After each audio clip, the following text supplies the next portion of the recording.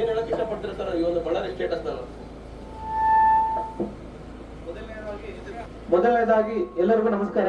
ತಿದ್ವಾಳ ಗ್ರಾಮಸ್ಥರು ತಮ್ಮ ಅತ್ಯಮೂಲ್ಯವಾದ ಸಮಯವನ್ನು ತೆಗೆದು ಈ ಕಾರ್ಯಕ್ರಮ ಆಗಮಿಸಿದ್ದೀರಿ.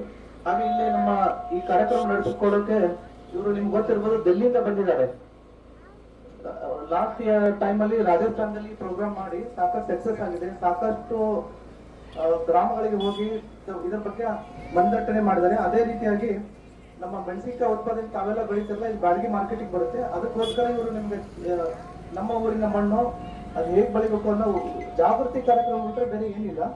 ಈ ಮಾರ್ಕೆಟಿಂಗ್ ಮೆಣಸಿನಕಾಯಿ ಬಗ್ಗೆ ಹೇಳೋದಾದ್ರೆ, ತಮ್ಗೆಲ್ಲ ಗೊತ್ತು, ತಾವೆಲ್ಲ ಬೆಳೆದಂತ ಮೆಣಸಿನಕಾಯಿ ನಮ್ಮ ಬ್ಯಾಡಗಿ ಮಾರುಕಟ್ಟೆಗೆ ತರ್ತೀರಿ ನೀವು. ಲಾಸ್ಟ್ ಇಯರ್ ನಿಮ್ಗೆ ಗೊತ್ತಿದೆ, 2023-24ರಲ್ಲಿ ರೇಟು ಕುಸಿತ ಆಗಿದೆ. ಕಾರಣ ಏನು ಅಂತ ತಮಗೆಲ್ಲ ಗೊತ್ತಿದೆ ಗೊತ್ತಿಲ್ಲ.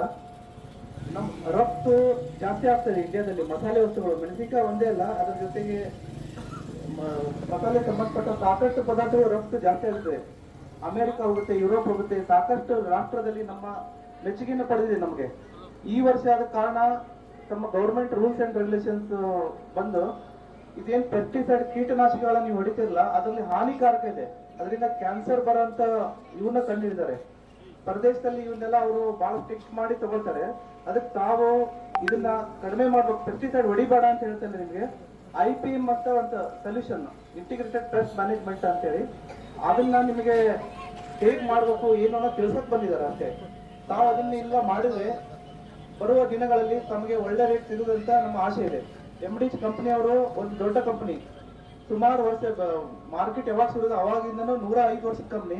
ಬ್ಯಾಡಗಿಯಲ್ಲಿ ವ್ಯಾಪಾರ ಮಾಡಿ ಸುಮಾರು 50 ವರ್ಷ ಆಗಿದೆ ಅವರು ವ್ಯಾಪಾರ ಮಾಡ್ತಾರೆ.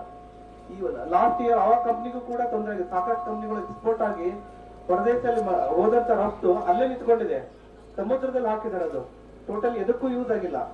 ಆದ್ರಿಂದ ತಮಗೆ ಇದನ್ನ ವಿಷಯಕ್ಕೋಸ್ಕರ ಒಳ್ಳೆ ರೇಟ್ ತಮಗೂ ಸಿಗುತ್ತೆ, ಭೂಮಿಯ ಮಣ್ಣಿನ ಫಲವತ್ತತೆ ಸಾಕಷ್ಟು ಅದೇ ರೀತಿಯಾಗಿ ಉಳಿಯುತ್ತೆ.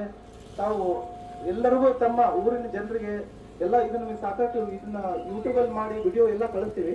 ತಮ್ಮ ಊರ ಜನರಿಗೆ ತಮ್ಮೆಲ್ಲರಿಗೂ ನಾವು ತಿಳಿಯಬೇಕಂತ ತಮ್ಮಲ್ಲಿ ಮನಕೆ ಮಾಡ್ತೀವಿ.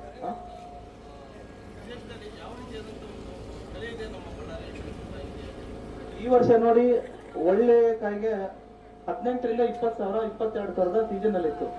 ಈಗ ಸ್ವಲ್ಪ ಒಂದು 2-3 ಸಾವಿರ ರೂಪಾಯಿ ಜಾಸ್ತಿ ಇದೆ. 22,000 25,000 ತನಕ ಆಗ್ತಾ ಇದೆ. ಇದೇ ರೀತಿ ಒಳ್ಳೆ ಕ್ವಾಲಿಟಿ ಅದು ಬಂದ್ರೆ ಇನ್ನೂ ಜಾಸ್ತಿ ಆಗೋ ಸಂಭವ ಇದೆ.